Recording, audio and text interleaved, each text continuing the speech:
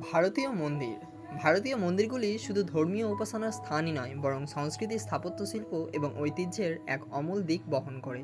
এগুলি হিন্দু ধর্ম, বৌদ্ধ ধর্ম, জৈন ধর্ম সহ বিভিন্ন ধর্মের অনুগামীদের আধ্যাত্মিক কেন্দ্র হিসেবে কাজ করে।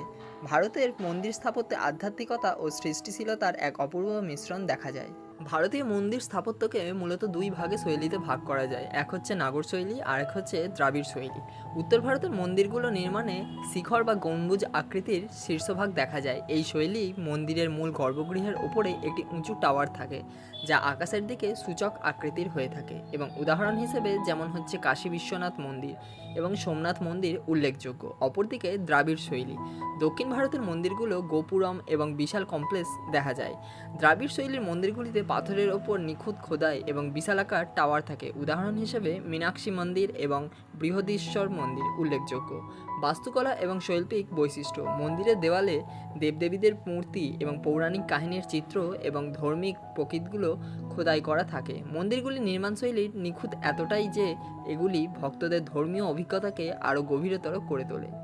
ভারতীয় মন্দিরগুলো শুধুমাত্র উপাসনার স্থান নয়, এগুলি সাংস্কৃতিক এবং ঐতিহাসিক কেন্দ্র হিসেবেও বিবেচিত। মন্দিরগুলিতে বিভিন্ন ধর্মীয় উৎসব, পূজা এবং সঙ্গীত নৃত্যের অনুষ্ঠান আয়োজন করা হয়, যা ভারতের সাংস্কৃতিক বৈচিত্র্যকে প্রতিফলিত করে। মন্দিরের অর্থনৈতিক এবং সামাজিক ভূমিকা, অনেক মন্দির ভারতীয় সমাজে অর্থনৈতিক এবং সামাজিক কেন্দ্র হিসেবেও গুরুত্বপূর্ণ ভূমিকা পালন করে।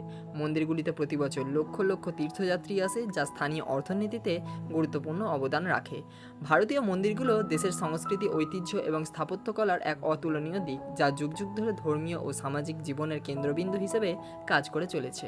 তো বন্ধুরা, তোমাদের এই ভিডিওটা কেমন লাগলো? যদি তোমাদের এই ভিডিওটা ভালো লেগে থাকে তো অবশ্যই ভিডিওটাকে লাইক, শেয়ার, কমেন্ট করে পাশে থেকো, যাতে এইরকম ভিডিও তোমাদের সাথে প্রতিনিয়ত ছেড়ে থাকতে পারি। ততক্ষণ তোমরা ভালো থাকো, সুস্থ থাকো, দেখা হচ্ছে পরের ভিডিওয়। আজকের জন্যে বাই।